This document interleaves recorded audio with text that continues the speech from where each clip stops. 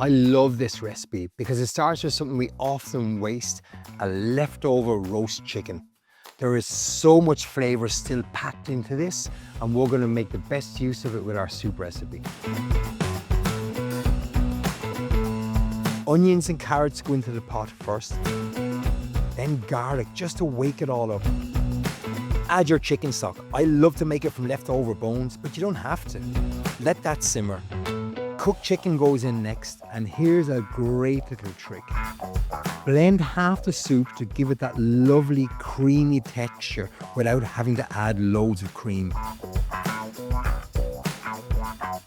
So finish off with a gorgeous spoon of natural yogurt, some fresh herbs, and what a delicious way to use up leftover chicken.